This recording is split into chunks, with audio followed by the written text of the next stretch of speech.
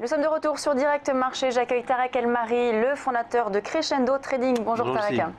Alors l'euro-dollar actuellement, on est à 1,0742 moins 0,26% sur la paire euro-dollar. Quel est votre sentiment sur la paire? Donc on est sur un, sur un canal, sur un support qui est très important sur l'euro-dollar. Donc c'est les niveaux qu'on avait atteints en mars 2015. Et on a vu clairement que malgré les propos de Mario Draghi le jeudi devant la Commission européenne, l'euro-dollar n'a pas décroché. Donc ça c'est un bon signe de stabilisation de la paire euro-dollar. Donc là on est sur des niveaux où potentiellement on peut être acheteur, 1,07, 1,06. On a des propos assez agressifs de la Banque Centrale Européenne qui indiquent que malgré le QE qui a été lancé, l'inflation n'arrive pas à repartir. Les marchés ont commencé à douter de l'efficacité du QE, d'où le décrochage des marchés actions. Et on a eu un marché de l'euro-dollar qui n'a pas décroché pour le coup.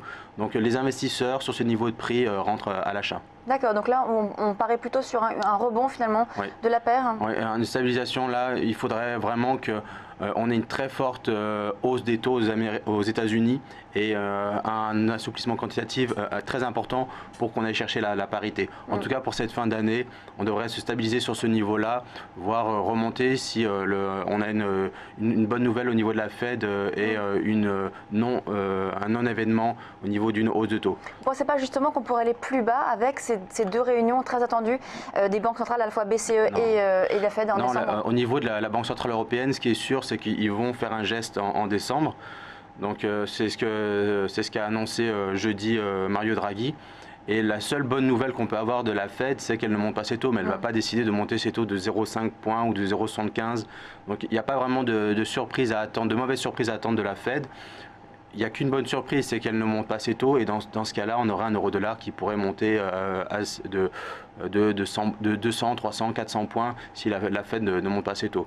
Donc il n'y a pas de mauvaise surprise à attendre vis-à-vis de l'euro-dollar, à savoir une baisse prononcée de cette devise. Donc là, vous êtes plutôt aussi donc, sur la paire et sur les niveaux donc, actuels, donc de 1,07. Ouais, pour tous ceux qui sont short, de se racheter et d'essayer de prendre des positions sur le bas du canal, 1,06, 1,07, en espérant une bonne nouvelle de la Fed qui indiquerait qu'une hausse de taux sera en 2016, ou alors d'un assouplissement quantitatif vraiment qui serait moins important que ce qu'on attend. Mais en tout état de cause, j'ai du mal à penser qu'on va aller casser la paire, la parité en cette fin d'année. Ce sera plutôt en 2016 si la Fed monte une fois, deux fois, trois fois, quatre fois ses taux.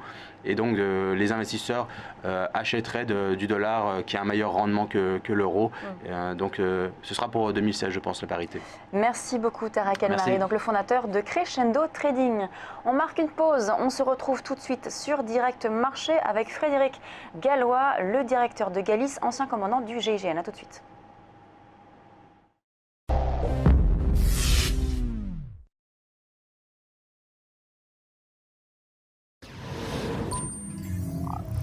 Ah, le futur. Ici, tout est tellement plus rapide. Là, je peux ouvrir un compte bancaire directement à la voix. Lu et approuvé, Nathan Lefebvre. Dans le futur, on anticipe. Pour tout. Tiens, c'est ma banque qui me prévient que j'ai de l'argent qui dort, et moi, je choisis où le placer. Mais bon, on est bien d'accord, hein. Tout ça n'existe pas encore. Ma banque, elle existe déjà. Boursorama Banque, la banque en ligne avec vous. Et en ce moment, 80 € offerts.